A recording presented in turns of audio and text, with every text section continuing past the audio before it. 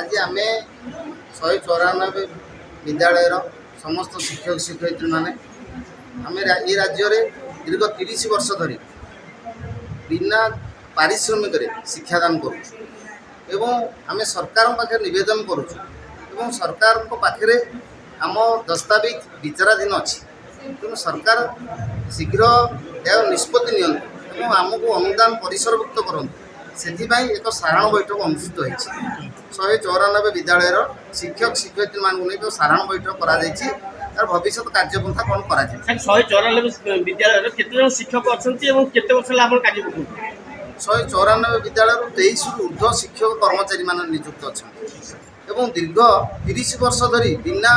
पारिश्रमिक शिक्षादान करुँच मोटे गोटे टंका भी पाऊँ खाली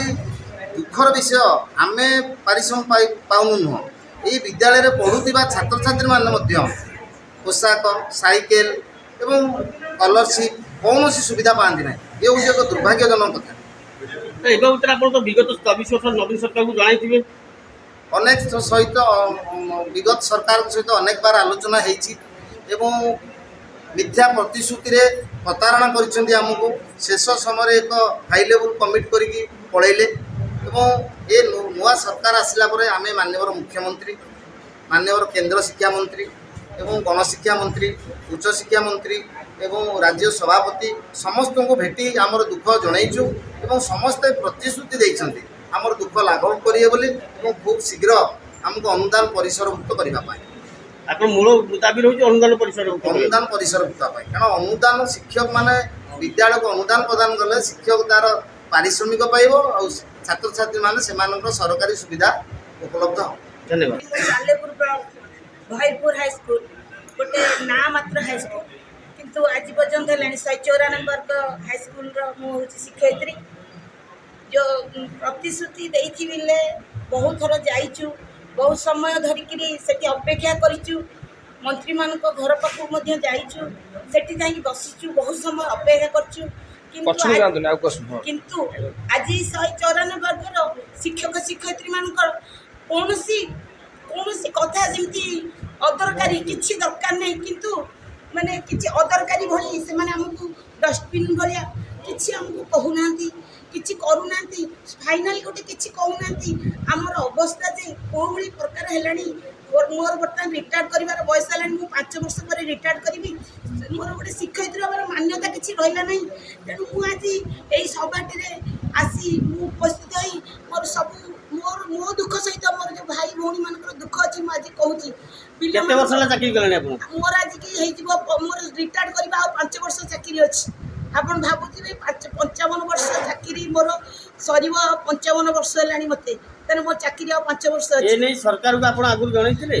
जनईचु आम 49 दिन राजरास्ता शोई आपन देखिथिबे बोधे आपन मीडिया भाई माने बोधे देखिथिबे जो प्रकार दयनीय अवस्था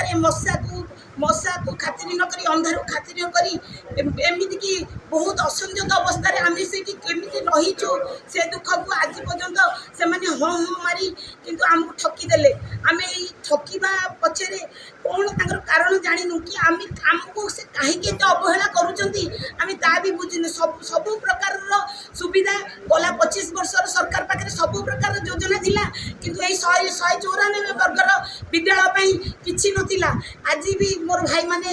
एमती घर संसार भी चलै पारना एबे तो नुवा सरकार आसिला मोहन माझी के सरकार आसिला ताको पाखु मध्ये जाइदिलु प्रथम जेतले सरकार के पाखु जाउदिलु केते कष्ट होती आपण माने भी मीडिया भाई माने थिबे जानि दिबे सेही माने बहुत कष्ट तांको सहित देखाइदिलु से कहिदिले बहुत शीघ्र मु आपण मानकर समाधान करिबो आपण को न्याय देबी कारण से दीर्घ जेतले 49 दिन आमे बसिदिलु स्ट्राइक रे सेतेबेले से आम पाखु आसीदिले आमको मध्ये प्रतिश्रुति देइदिले जे आमे जदि सरकार रे आसीबु निश्चित हम मानकर दुख शुणिबु किंतु आमे सेही ये आमर माने आखिर लुह जमती आर सरकार को जमती ये लोप कर दिला आ नूतन सरकार आसला आम मन रे नुआ जागरण आसला किंतु ए दीर्घ एते दिन हेलानी सरकार काहेकि बसी रही आम पई किछि करूनांती आमे दयनीय अवस्था रे घर द्वार सब किछि भूली ए राजरास्ता रे मध्ये आमे आसीबु को मंत्री को पाखु जाउछु को एमएल को पाखु